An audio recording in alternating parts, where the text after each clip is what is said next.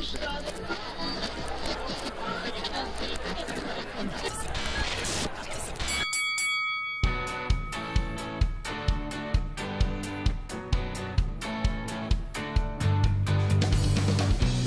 Thursday, January 16th, 2015. I'm Jimmy Principe. And I'm Trey Comstock, putting your final orders because this is Tech's Last Call, episode 103, your last call for Tech News of the Week. Tonight, Jimmy can finally justify his Facebooking at work, and I drive an AI-controlled Ford really fast. But we start tonight with Facebook invading your work life. More so than it already does when you're supposed to be working. Right. Well, yeah. Facebook this week has announced the beginning of its foray into the workplace in an official work-sanctioned way. Called Facebook at Work very creatively, Facebook's new business-centric program will focus on the communication of employees within a single organization through a service that, employees are interested in and actually understand and are comfortable with. According to Mark Zuckerberg, Facebook at Work is intended to completely change how an employee works, preventing the use of, quote, endless email change from an article at The Verge, but instead allowing employees to use groups and other Facebook services to communicate in a professional context. The accounts created for the service will not be the same as your existing personal Facebook accounts, but can instead be linked to your personal account, with the two accounts sharing information behind the scenes, but not anything publicly, says Facebook. Currently, the service is in its early stages, only really open for companies of more than 100 people that are specifically invited into the beta by Facebook. But Trey, do you think that Facebook's new kind of frontier is the way that they should be going to get into the workplace? And can they oust the dominant Microsoft from its position of supremacy in the business world? Well, look, I think Microsoft has an advantage that Facebook doesn't, in that Microsoft is already putting out... Because it was founded by people that understand business? Yes, but has no understanding of social networking. Well, okay? That's true. So, yes, they understand business to a point. So they build tools that probably work. And particularly these are tools called Yammer and Delve, are the kind of office-based social networking products that are included within kind of the Microsoft Office 365 Azure cloud world. Okay? Yeah, through SharePoint. Through SharePoint and all of these products that are getting put together. And so when I log in to my Emory account, I have, a thing that just says, a tab that just says Yammer and a tab that says Delve. And there's nothing there. There's nothing there. We've gotten used to this idea of Office 365. Obviously, we're all very used to Exchange and Calendar, and how all of those pieces work. We're even using OneDrive now.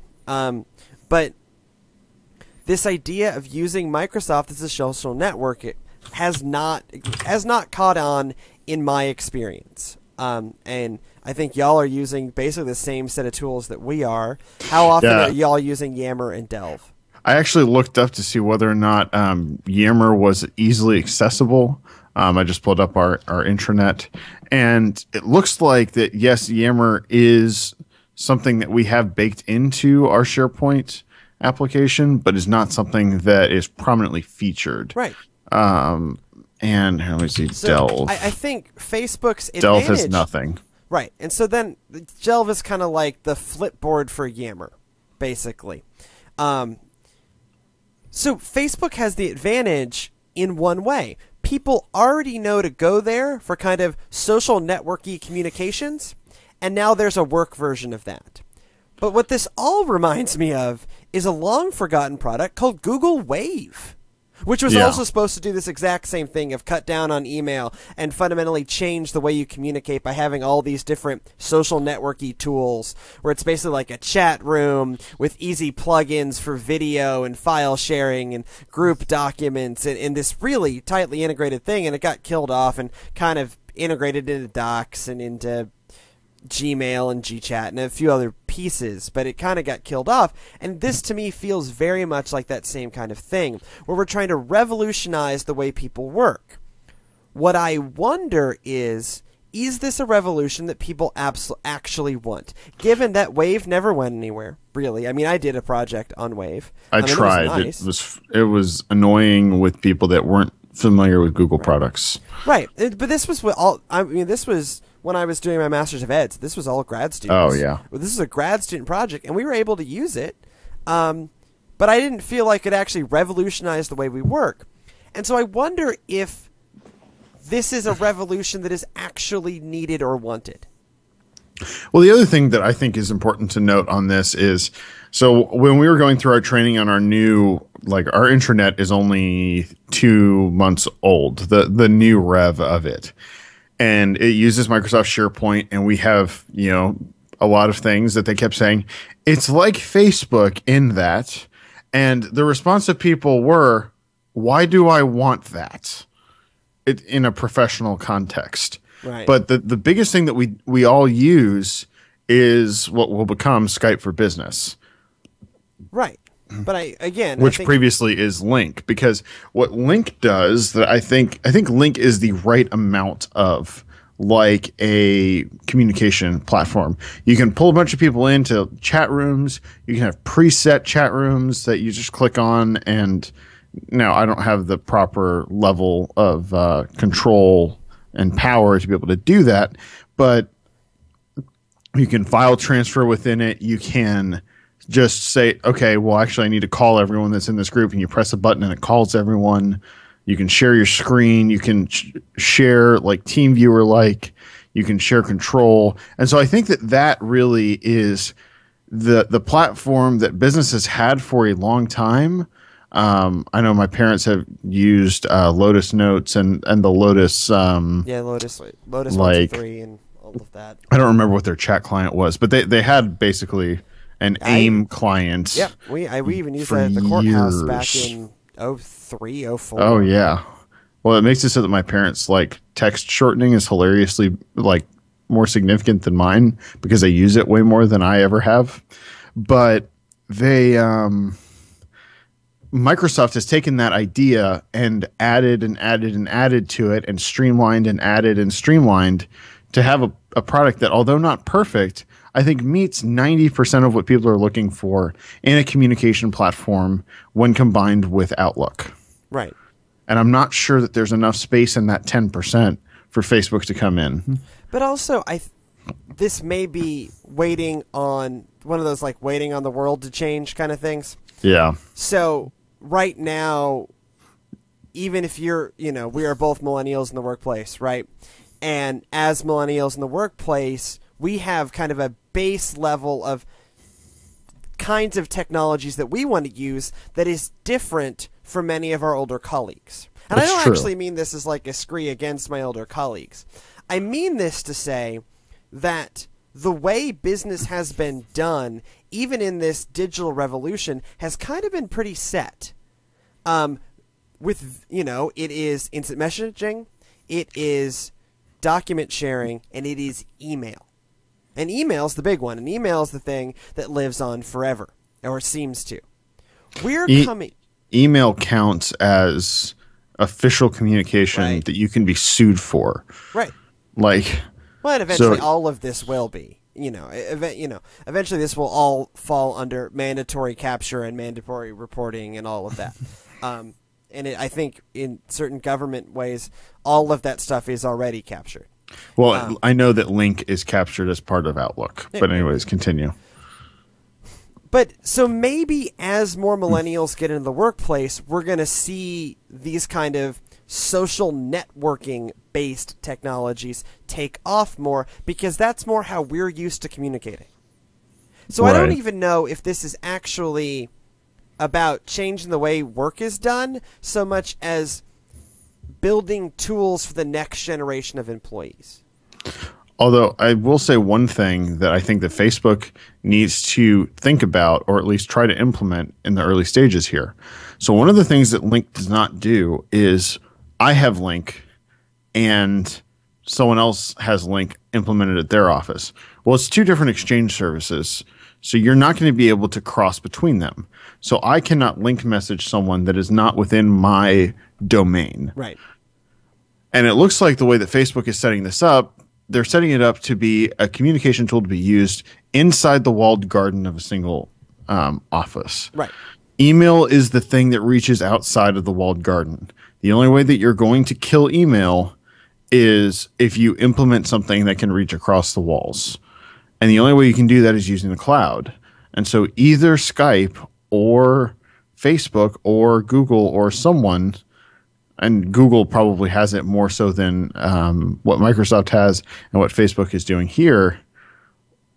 Only if you're able to reach outside of your own organization does it become a way to replace something that already exists, like email. But, I mean, in the end, all of these things are, you know, kind of email with features. If you really think about it, you know, you can fetch about email all you want in the endless email change. And, you know, I spend way too much time in email. So, but it's still, you need some sort of asynchronous communication, because the reality of business and the reality of business life is that you're not always going to want to respond immediately. You're or be able to. You want the option of some form of communication that you know got there and it's going to be read, but may not be in the moment. So you have these kind of in-the-moment technologies, instant messaging, text messaging, whatever. Email gets treated that way, and it shouldn't. To me, that's not the way. If it needs immediate, that's a text message, that's an instant message. Or you pick up the phone and call me. Or that's a phone call, a video chat, or whatever. Email is that asynchronous, hey, I'm sending you this thing that you need. Or here's the document, or here's the, you know, heads up for tomorrow, here's what's going on. To me, that's how email works. At Emory University, we use a product that's kind of specifically designed for worship planning called Basecamp. And what Basecamp is it's very much like this, like the Facebook for work. It creates message boards for each worship service that's being planned. And so you post whatever documents, whatever thoughts, whatever planning, whatever's going on for a specific message board that's grouped for those people who are participating in that worship service. And so you have message boards and message board chains that they can also get spit out to email, like a message board, for each worship service. And that works great. And we use that all the time. And that makes sense to people because it's task-oriented. So we create a group. It automatically creates groups based on task, that is, individual worship services. Works pretty well as a means of communication. And it is, you know, heavily used. I mean, half my email traffic is basically my output from Basecamp, because I'm not going to sit there on Basecamp all day, because I'm not, like, sitting at a desk in the office of worship. I am doing this mostly on my phone or not in the office, only being in the office the 2 hours leading up to the worship service. So again, there are already specialized tools for that. It would be interesting to see if Facebook can become the generic, that maybe we don't need Basecamp, which is a paid service. Maybe we all just do Facebook for work in the long run, and it becomes a cheaper or more widely used tool because Basecamp is in, you know, there's these kind of, I guess, specialized walled garden-esque things. Yeah, in the engineering way of saying things, I think Facebook needs to show us how they've built a better mousetrap, or even a mousetrap that is just as good as everything that's out there for a better price, or with better, you know, whatever, better availability, better brand identity can be even part of it. And the other piece, I think, is they need to do a better job of making the case for these kind of products. Right? What? I get it. Not only, hey, look, here's this thing, but this is why you need it. Don't assume they know why they need it. Because I think the decision makers about these products, most of whom are not in Silicon Valley, this is another one of those, like, does it play in Kansas questions. I think this product can play in Kansas, but you need to actually make the case to Kansas. It's not going to be immediately obvious in the way that, like, a cell phone is. You need to make that case, and they don't, or they don't, in my estimation.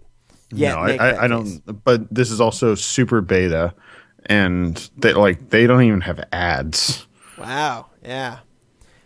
So speaking of totally beta, I want to preface this story with a simple statement that I, for one, welcome our new robot overlords. With that out of the way, the Future of Life Institute an all-volunteer institution dedicated to understanding and mitigating the negative effects of artificial intelligence, issued an open letter stating basically that while AI research is going really well and can have huge benefits, we need to pay attention so that we can always be able to control the AIs we are creating and maintain and mitigate the potentially negative consequences. So, quote, we recommend expanded research aimed at ensuring that an increasing capability of AI systems are robust and beneficial. Our AI systems must do what we want them to do. Now, this can mean not running rampant, but this can also mean not ruining things through unintended consequences other than taking over the world. Which is the more dangerous part in most cases. The more immediate part anyways. So signatories to this letter include Microsoft Research, the IBM Watson team, DeepMind, an AI company that Google purchased. So like the heavy hitters in AI all signed on to this thing. They also, along with the open letter, published a research document outlining a number of research priorities to mitigate the potential negative effects of AI. Most of these look at like the practical near-term or mid-range stuff, like preventing economic disruption so that not everyone ends up unemployed, or how do you deal with an ethical construct of autonomous weapons and maintaining control over them, or how will self-driving cars behave in an accident, where that is a near-term thing where an actual AI will be making life or death decisions.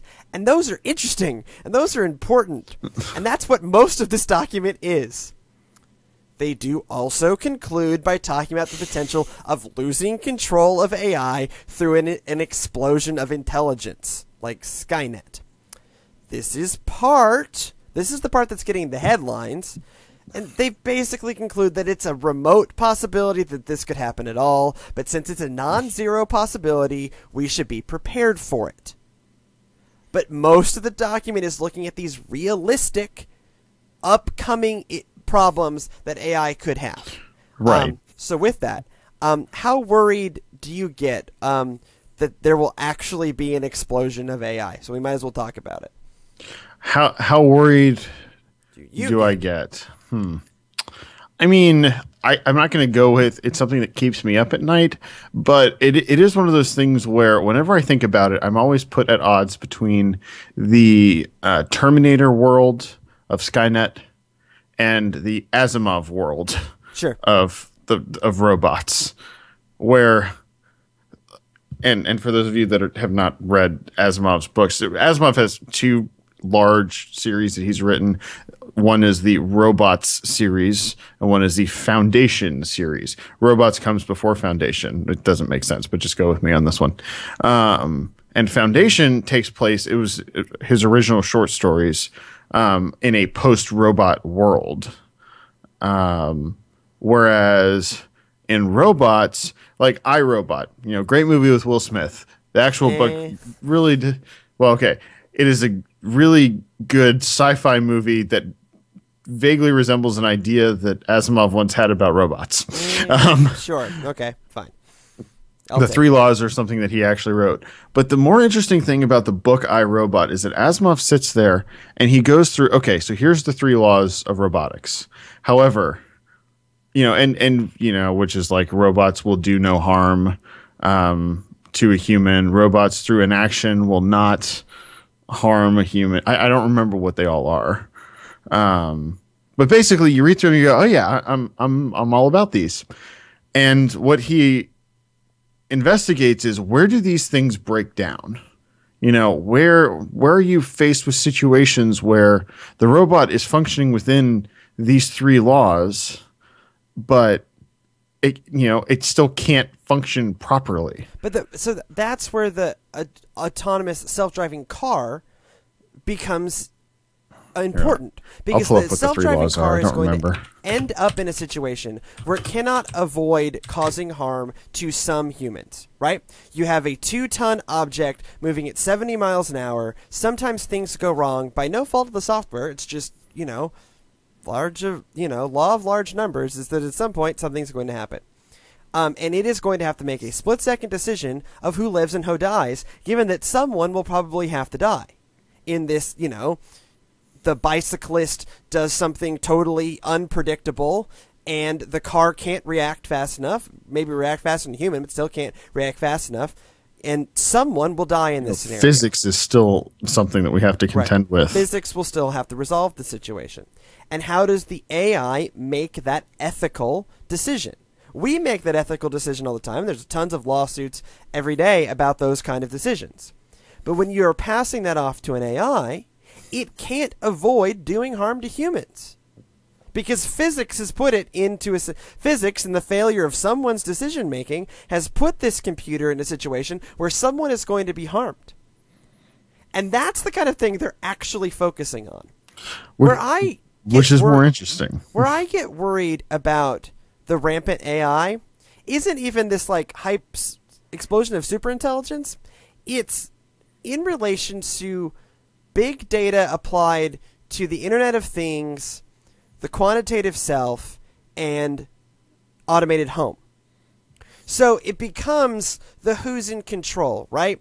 So your smartwatch realizes that your body isn't functioning quite optimally. So it talks to your Google Health account, and your Google Health account knows who your doctor is and says, oh, this meets my gait that this person needs to go to the doctor. So then the Google Health account talks to your doctor's software, gets you on the doctor's schedule without asking you, and then shows up in your calendar. Is a doctor's sends you an appointment. email. And it sends you an appointment. You have a doctor's appointment today. Are you really in control of your own life now? No. And this is, all of what I've just described is almost already technically possible. And I'm more worried about the loss of control that gives me. Or, I've hit my calorie whatever for the day, and is my fridge going to give me a notification as I'm reaching? Does the fridge go on lockdown? Does the fridge go on lockdown? These are the kind of things that aren't in this paper because they seem too basic. But those are already AI decisions that are almost technically possible. They're right on the horizon where it starts to erode our own agency in our own lives. That I really worry about as we keep quantifying and giving AI already more access to our information, as we quantify ourselves. Then ourselves and how we live our lives become a data point for big data. And that's a worrying interface for me. And big data is really just another way of the memory function of AI, right? Big data, the processing of big data is machine learning, is artificial intelligence. This isn't totally unrelated. So what I think is, from that example, there's a distinction between giving up control and, the trap that you fall into is that having something where when you have, let's say you and your doctor set X threshold that causes an appointment to need to be scheduled. Well, if it's you and your doctor setting, I'm not worried about it. Right. No. But you and your doctor you set the threshold in the software. Sure. That says, okay, if we're above this, then it's going to schedule an appointment for you. However, even if it does everything that you just described in the background, and the only thing it does is it says, here's the information that we've collected. It's our recommendation that you, based on what you have previously said, it's our recommendation that you have a doctor's appointment scheduled. Would you like us to schedule you one now? And you're probably going to say yes. That does add some more agency back. That gives you agency. But this is and removes the I don't know. It keeps the convenience, because you're always going to lose the battle for convenience. People like things to be convenient, so they'll give everything away for convenience. Well, and we see this in the political world, right? So a lot of times the chief of staff or the president's wife actually run the White House, right? Whoever controls access to the president, whoever controls the logistics of the president's life, effectively runs the country, right? And this, because they can control who the president sees and who gets on that calendar and how those logistics work. What we start to do is hand off that kind of power in our own lives to big data, right? So big data says, okay, you need to go to the doctor, yes or no. Well, you're probably going to say yes.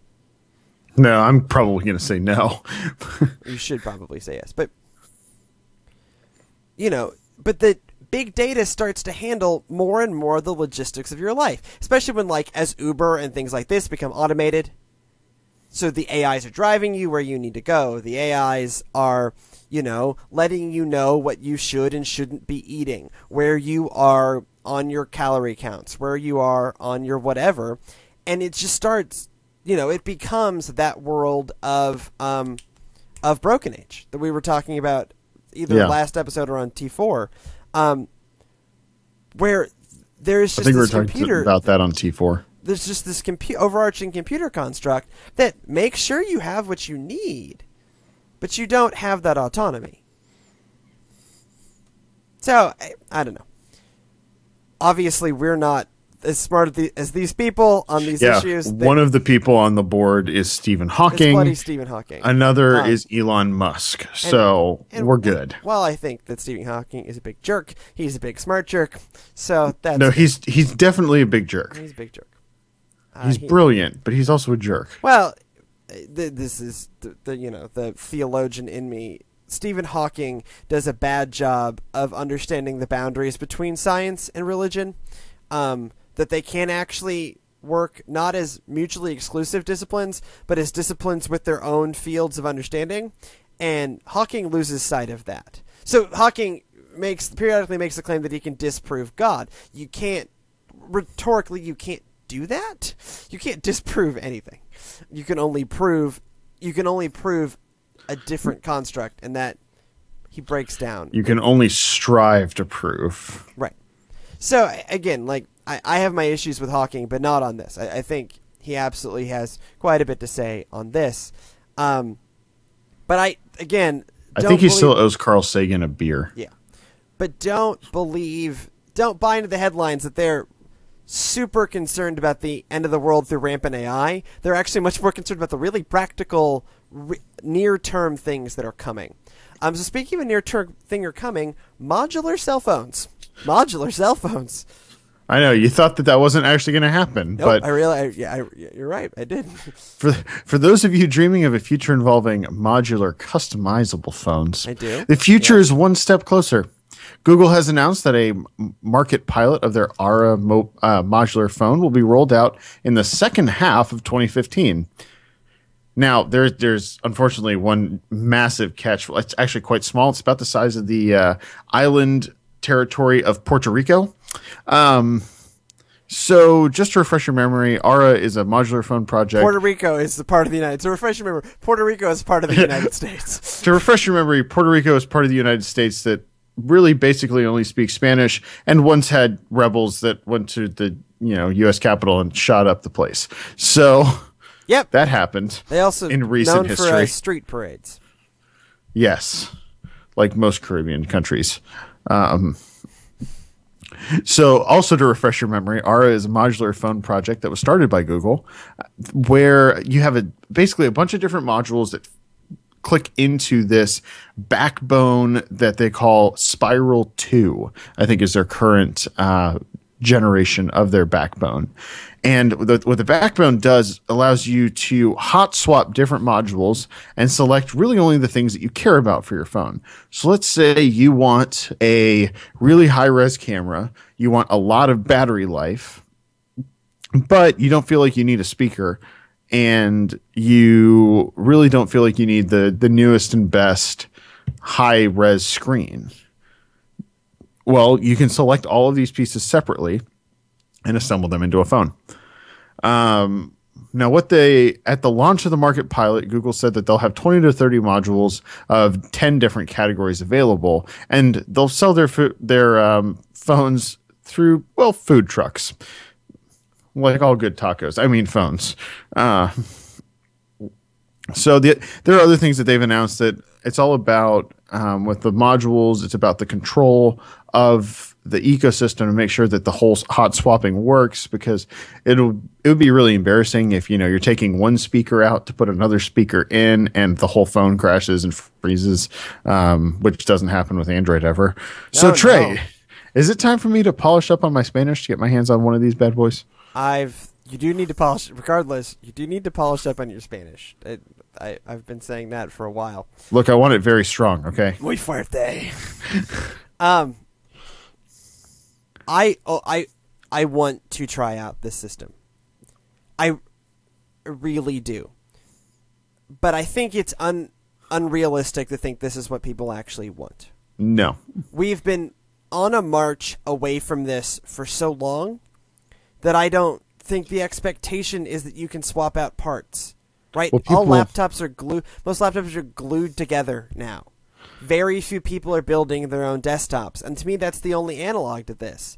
This is like the building your own desktop, which like 4 people still do. And those 4 people are very passionate about it, and I am one of those 4 people.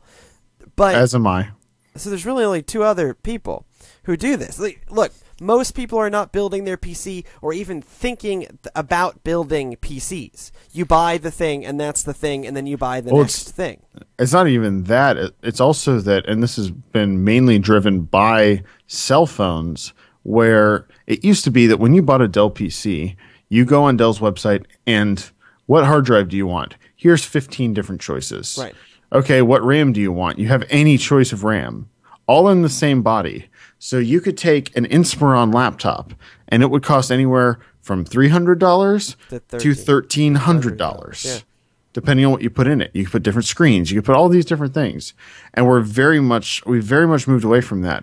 The Surface is a perfect example. So you want an i3 processor with less storage? It's $800.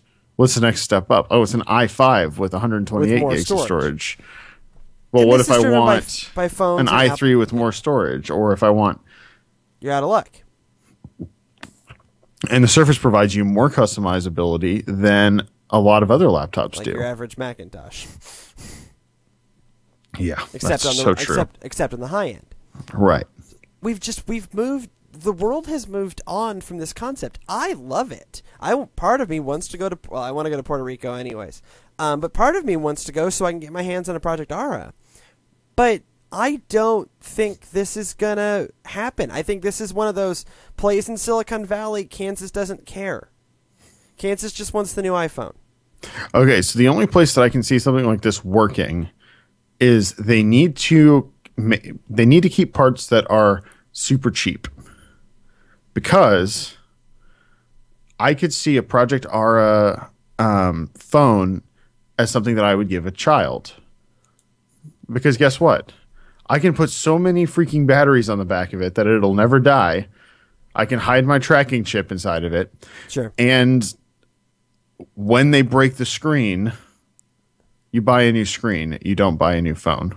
Right, but I think smartphones are just getting cheap enough that doesn't matter. Well, that's true. The Moto He is a perfect example of this. The lower-end Lumias, $50, right? Will get you a smartphone. Yeah, 635 is you can get for, I think, $80. Right. That screen part's going to be $80 at least. Oh yeah, you just buy a new phone. Right. And but so, the other interesting thing about this is also the whole idea of, instead of, okay, your screen has become outdated, you scrap the whole phone.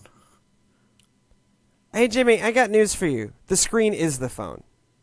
The screen is, well, that's true. So, well, you may... It's 50%. It's 40% screen, 50% battery, and 10% other stuff. Right. But here's my point. How many people really upgraded their desktop?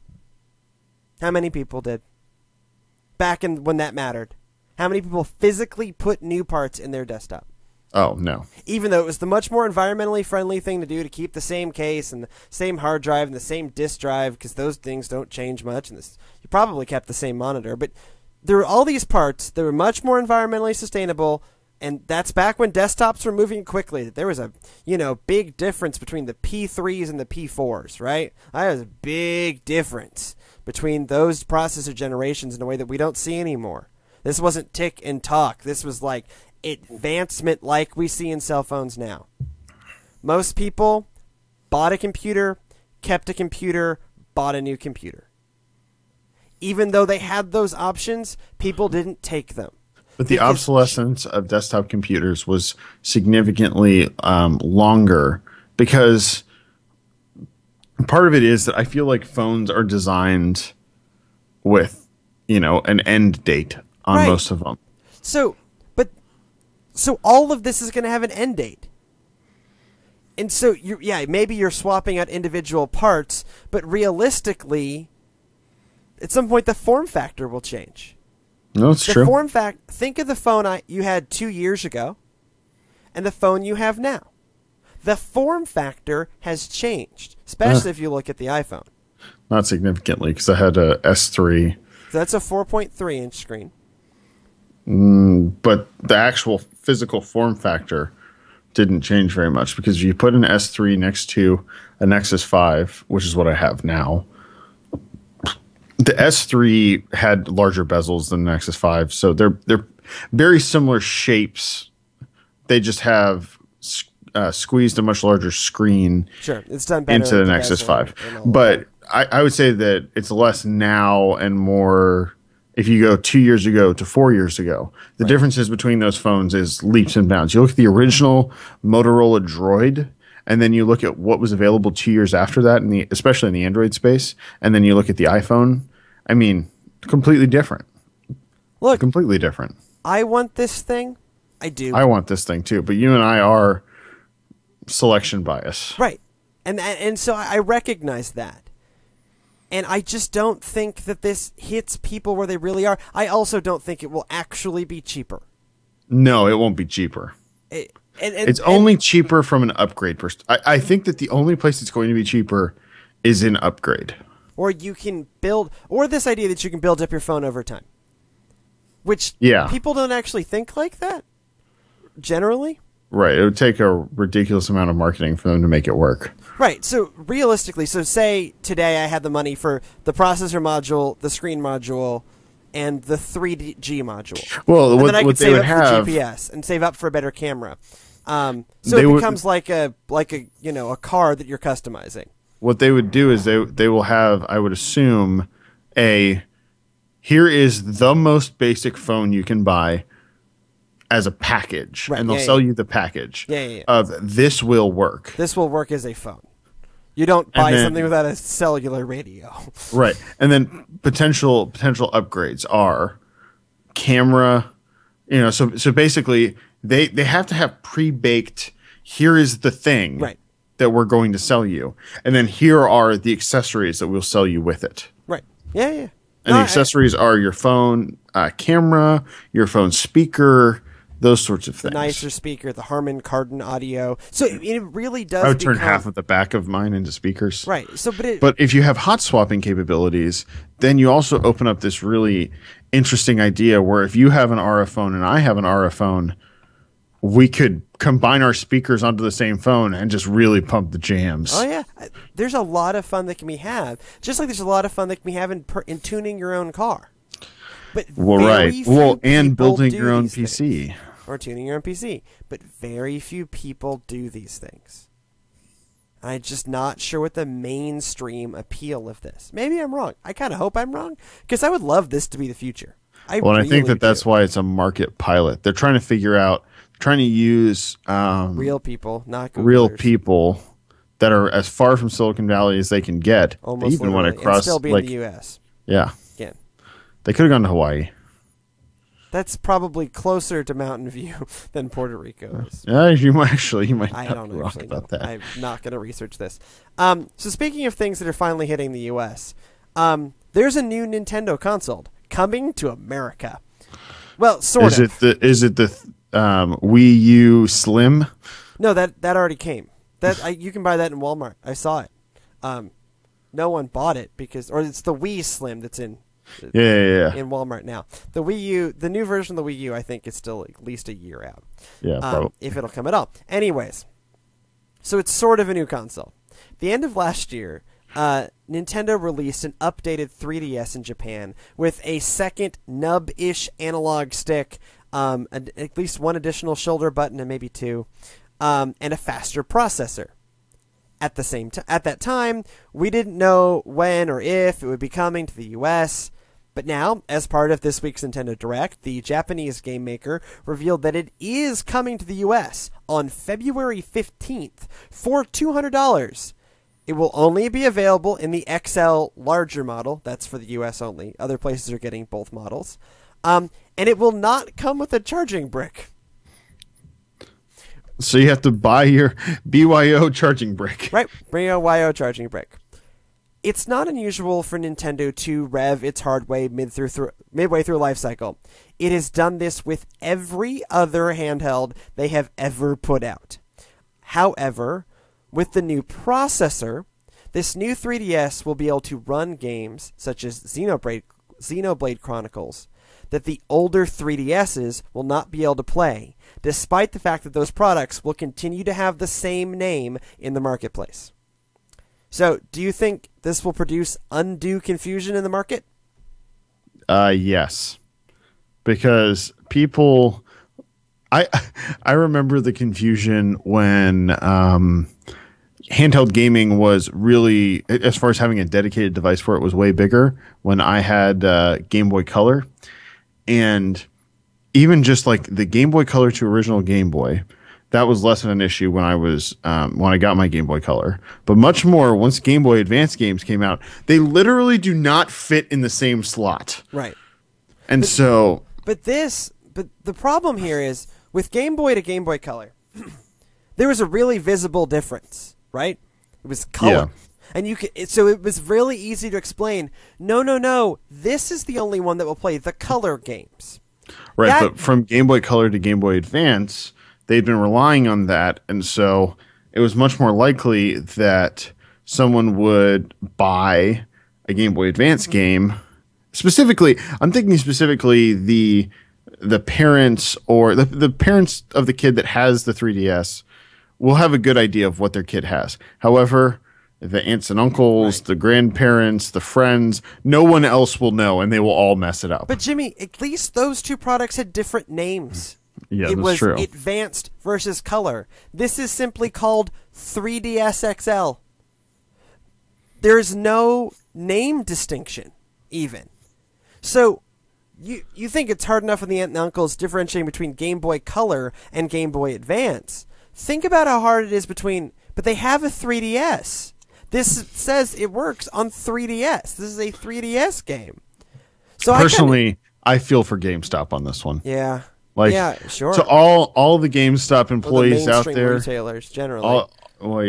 Best Buy, Walmart, Toys R Us, we feel for you. Yeah, oh, absolutely. Because we know that this is going to be a nightmare. It's some sort of hellish scenario. Hey, it's like when they went to the new iPad with the new connector port. Right. And people trying to but I have an iPad, so I just need an iPad connector. No. Which one do you have? It's changed. But this is such You're a subtle technical distinction that, I mean, it really is it's just a nightmare. I'm excited about this device. I think I may buy one. Right. Because, I have a launch 3DS. It's not real comfortable to hold. The idea of having the bigger screen is something that's always been attractive to me. So, I've been wanting to jump on the XL bandwagon for a while, and this seems like the right time to do it. And I kind of am interested in playing Xenoblade Chronicles. So again, and Majora's Mask is getting re-released on the 3DS, and that's going to be really great. So there's a lot of good around this device. I think it's should have called it the 3DS Plus or something. Right, or something. But because they rev the processor, it's fully backwards compatible. But the current things also called and sold as 3DS will not be consistently forwards compatible. Now, I think it will behoove most game makers to make it compatible with the widest band of stuff, right? And not everyone's going to replace it. So I don't think there'll be many games that take advantage of the new processing power, and they'll end up being fully compatible across the range if you're not a crazy person. But even still, those, standout examples of things that won't be totally compatible is just a nightmare scenario. Yep. Yeah. Something that is in no way a nightmare is this. Actually, a dream. It's more of a dream. Is this week's last call.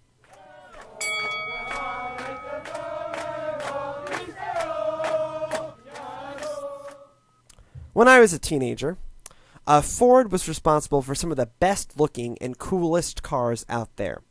This was in part because of their 2005 homage to the Le Mans-winning GT40, the GT, but also because at the time they owned Aston Martin, who also in 2005 put out the original Vanquish. Well, 10 years after the Vanquish and the GT, they have finally one-upped both of those cars with the 2017 GT600 announced at the Detroit Auto Show this week. It looks somewhat like the previous two GTs, but with a way more futuristic look, with narrow hips disguised by flying buttresses and this crazy air gap that's tied into that. You have to look at this to really understand what I'm saying, but looks like a GT from the future.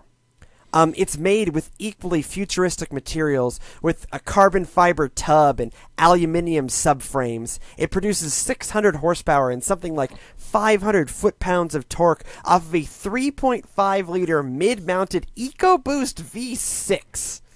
It also has all the supercar bells and whistles with ceramic brakes, active suspension, and active aerodynamics. The only futuristic omission seems to be any sort of hybrid setup that's become standard in the hyperest of hypercars, the McLaren P1, the Porsche 918, and the Ferrari LaFerrari. Great name. Good job, folks. But this They're Italian. They need to be forgiven. Yeah, this means it's probably aimed squarely at the supercar market. You're comparable to your Audi R8s and your Ferrari 458 Italias of the world. Not bad for a V6 from Detroit. In short, I've found the new car poster for the dorm room in my mind palace. I think that has to be the show title. The poster for the dorm room of my mind palace? Yep. Yeah. It so looks Jimmy, beautiful. what are your thoughts on the new GT? So I think that my favorite thing about the new GT specifically is that the color. The color is of the one that they are specifically showing off at the Detroit Auto Show. And this is something that Ford did with all of their cars that they showed off at the Detroit Auto Show. They're all this blue color. And the blue color that they chose is also the blue color of my car. So it's that kind of like inky blue where it's not so dark that it's like a lot of car makers went to that super dark blue color. This is just a stunning car. The other little fun bits that I found, the original, or not the original, the last GT from 10 years ago made 550 horsepower from a supercharged V8. Right, and a big one at that. It was a behemoth. And so as a result of that, the car was massive. And heavy. And this thing, like...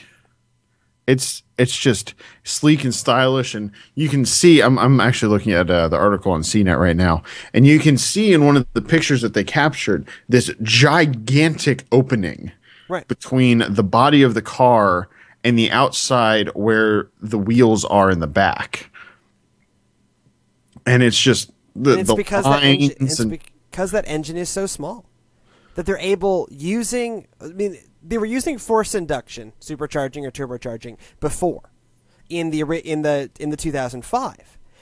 Forced induction has gotten to the point where a much smaller engine produces more horsepower. Combine that with all the space age materials, your carbon fiber and your aluminium, and you are looking at a significantly lighter car. So more horsepower, more fuel economy, lighter, will it, I think, result in a much faster car. And that previous one wasn't exactly slow. was just big and heavy and brutish. Well, and they redid the whole suspension. Yeah, active suspension, rod and pinion, all of these kind of buzzwords from motor racing. Well, the other thing I'm going to throw in here is just other kind of general Detroit Auto Show stuff. Like Ford also showed off a new Shelby GT Mustang. GT350, yep. Which looks beautiful. Supposedly the most hardcore Mustang, ever. Well, because it has like a real suspension. And Crazy that. Basically, they bred this thing with a Mustang, and that's what came out. Or they realized that it's the bloody 21st. I mean, Ford, I think, has at least been good in its the new Mustang and this GT 600 and all of this, in at least recognizing what century we're in. And maybe it's time to live like that. Even NASCAR is using fuel injection these days, y'all. So there's another car that I was looking at where they were saying something like, "Oh yeah, it doesn't come with like air conditioning, or like creature comforts at all, or like a back seat." Maybe I think that was the Mustang. The Mustang didn't come with anything because it's a racing version of the Mustang.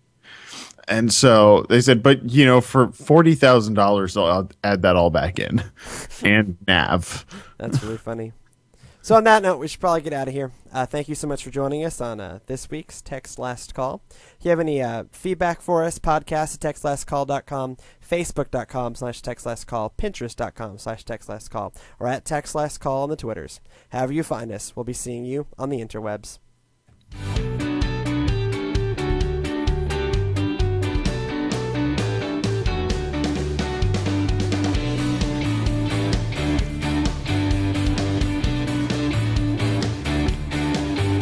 Clunkiest show title ever, but we'll go with it.